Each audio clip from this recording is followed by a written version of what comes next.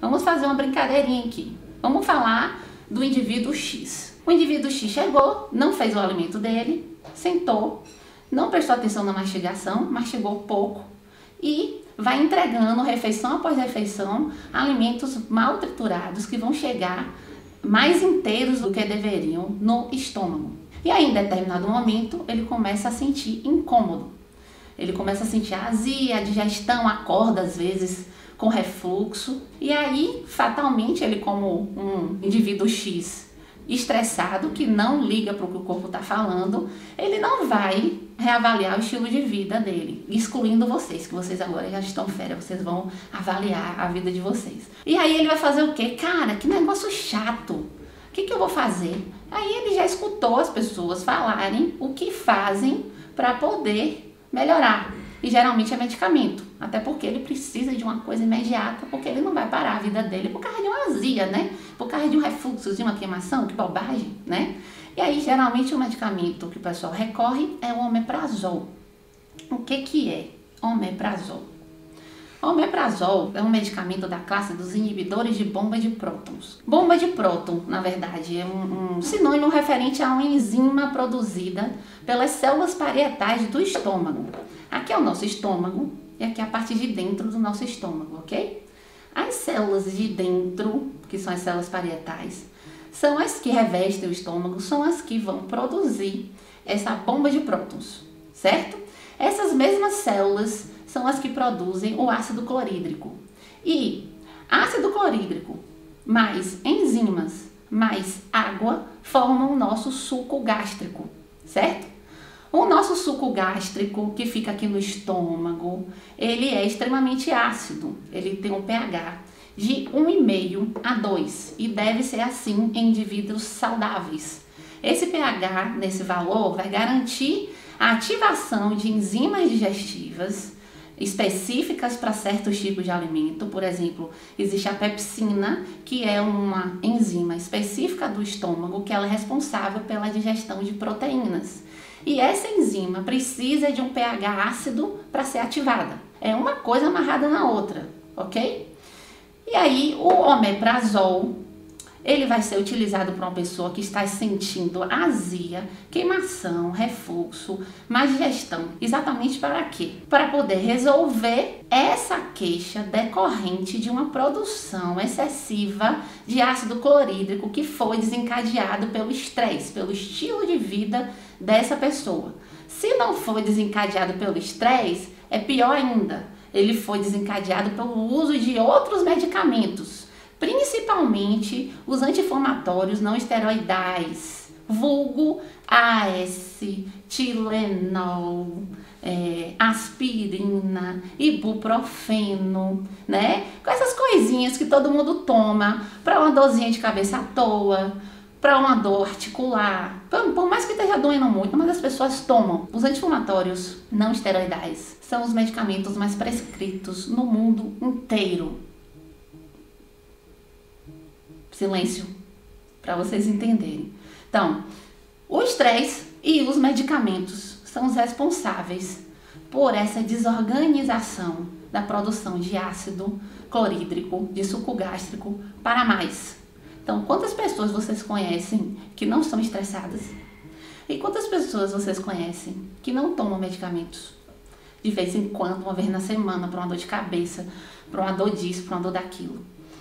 Logo, vocês entendem porque que o omeprazol está sendo uma das drogas mais utilizadas, mais compradas ultimamente, né? Para cobrir um buraco desencadeado por problemas de estilo de vida que vão desencadear a necessidade de uso de anti-inflamatório. Aí você vai e usa o omeprazol para poder resolver o problema do anti-inflamatório, porque o anti-inflamatório desregulou a sua produção de suco gástrico e começou a te dar azia, gastrite, pode dar até úlcera. E o pior, o anti-inflamatório não esteroidal, Tilenol, AS, aspirina, está relacionado a doenças cardiovasculares, infarto, AVC, hipertensão. Onde é que nós vamos parar nessa vida? Mas enfim, independente da situação do nosso paciente X, ou ele é estressado, ou ele usa medicamento, ou provavelmente as duas coisas, ele tem uma desregulação da produção de suco gástrico. O que ele tinha que fazer? Gente, né? Deixa eu escutar, que esse negócio não tá certo, ó. Vamos mastigar, vamos respirar, vamos respeitar a hora da alimentação, escolher um alimento XYZ, e aí o corpo ia se reorganizar. Mas o que é que ele faz? Vamos tomar medicamento, a vida é essa, né? O que todo mundo faz. Vamos lá, de omeprazol. Aí o omeprazol, ele vai agir seletivamente nas células parietais do estômago, que estariam supostamente produzindo suco gástrico, e vai fazer o quê? Cara, inibe essa bomba de prótons, que é o íon de hidrogênio. Inibe. E aí o cloro fica sem o íon de hidrogênio. Ácido clorídrico não é HCl?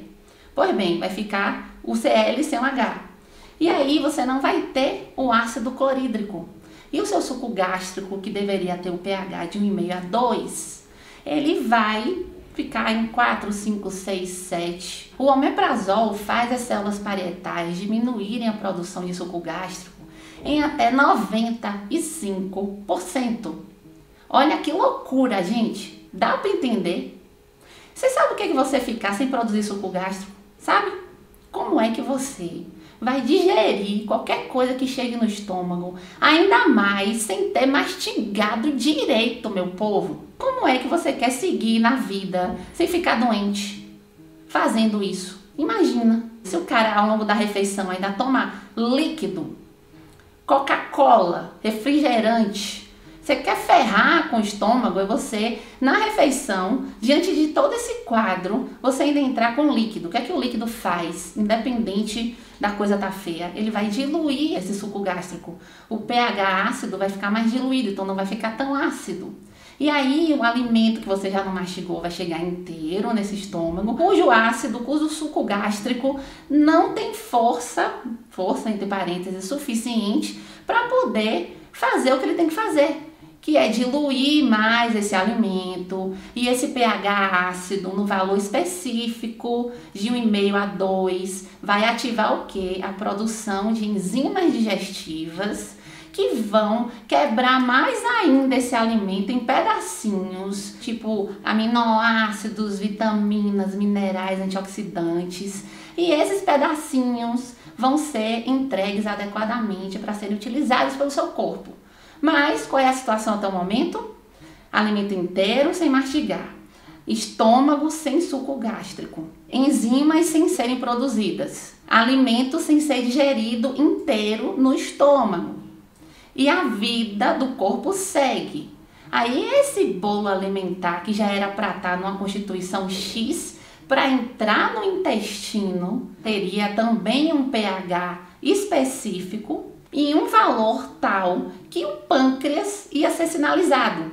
E o pâncreas também produz enzimas digestivas, mas só que ele depende de um valor ácido específico desse bolo alimentar para ele produzir a amilase, protease e lipase, que são as enzimas que vão digerir, respectivamente, carboidrato, proteína e gordura. Só que não chega do jeito que tinha que chegar. Aí ele também não produz o que deveria produzir. E esse alimento, esse bolo alimentar, fica no intestino delgado, que tem 7,5 metros. Nessa constituição quase que inteira, para tentarem absorver nutrientes. A sorte é que o intestino delgado também produz enzimas. E as bactérias também produzem enzimas. Mas, como esse bolo alimentar está nessa qualidade, meu amigo, ele vai fermentar, ele vai alimentar a bactéria errada, ele vai liberar toxinas, ele vai machucar a membrana do seu intestino. E machucando a membrana do seu intestino, a gente tem um problema cabeludão, que é exatamente a ativação do sistema imunológico. Aí essa pessoa fatalmente começa a ter enxaqueca, pode ter, né? Uma ou várias doenças autoimunes, fadiga, problemas de fertilidade, que é o pau que rola hoje em dia, mulheres jovens inférteis, fibromialgia, cândida, já falei, recorrente. Enfim, imagina, isso tudo porque a criatura ignora uma azia, simplesmente toma um remédio para resolver a situação. Então vamos lá, vamos focar no caminho do nosso alimento. Aí ele está lá no intestino fermentando, tinha que demorar uma quantidade de tempo X, mas demora X ao cubo, só machucando membrana do intestino. Eu falei na live anterior que a constituição da nossa membrana intestinal é de apenas uma parede de células, de uma única camada de células, então é muito fininha e tem que ser fininha. Aí se você pensar que essa pessoa ainda toma medicamento, né, um anti-inflamatório, não esteroide, que é o relacionado com a maior injúria, ele consegue causar muita lesão à membrana intestinal, comparado à injúria do anti-inflamatório não esteroide, igual ao consumo de álcool, é a mesma injúria para a membrana intestinal, e essa membrana intestinal machucada vai ativar o sistema imune e vai desencadear essas doenças todas que eu te falei, mais algumas. Quando esse alimento chegar no intestino grosso, que constitui a última porção do intestino e que tem 1,5 metro, como é que você acha que vai ser esse bolo fecal? Porque saiu do intestino delgado, ele vai para o intestino grosso e já se chama bolo fecal. A qualidade desse bolo fecal vai ser mais maleável ou menos maleável? Você acha que ele vai percorrer 1,5 metro fácil? O peristaltismo desse intestino grosso, que também, de acordo com o estilo de vida desse nosso paciente X, não deve ser muito bom, porque provavelmente ele não respira, ele não ativa esse peristaltismo, ele já perdeu, porque essa qualidade de bolo fecal, meu amigo, não vai facilitar a evacuação. Aí a gente volta à nossa live lá, uma das primeiras, que fala exatamente do posicionamento para poder favorecer essa evacuação. A evacuação tem que ser uma coisa simples, que não envolve sofrimento. E esse indivíduo X não está ajudando o corpo dele a conseguir evacuar. Por tudo. Primeiro que ele sente errado, ele respira errado, ele come errado, ele toma um medicamento que não deveria tomar, e aí a coisa fica difícil. Então o bolo fecal tá lá no intestino grosso, vai demorar mais tempo do que deveria, vai fermentar, vai alimentar bactérias tóxicas, que vai ativar o nosso sistema imune, vai confundir o nosso sistema imune e favorecer desencadeamento de mais doenças. E na hora que essa pessoa for ao banheiro, que ela provavelmente ou tem diarreia, ou ela é constipada, ela vai evacuar da forma errada, vai fazer força, vai machucar, vai desencadear hemorroida, fístula anal, aí vai vir um medo de evacuar, e aí vamos prejudicar ainda mais o nosso estômago, porque se está tendo deficiência de saída e o indivíduo continua a comer, e comer da forma errada, sem mastigar, porque ele aguenta ainda comer. Você fala assim, cara, como é que as pessoas vão no banheiro? Porque ela está tomando omeprazol, que está camuflando a azia, está camuflando a queimação. Ele consegue ingerir o alimento, mas ele não foi orientado a mastigar, a mudar o estilo de vida, a prestar atenção nele. Então, começa a chegar mais alimento e esse alimento não sai. Esse indivíduo provavelmente pode ficar 1 semana, 10 dias sem ir ao banheiro. Eu já atendi paciente que me falou que já ficou 16 dias sem ir ao banheiro. De verdade. Então, a gente vê essa coisa acontecendo e o corpo gritando desesperado, falando para essa pessoa, só que o medicamento cala a boca dessa queixa. E a pessoa simplesmente segue vivendo.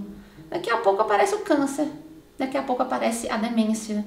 E a coisa vai tomando uma proporção absurda que a gente vê hoje em dia com esse tanto de doenças e com os medicamentos que não resolvem. Porque se resolvesse, ninguém estava doente. Não é verdade?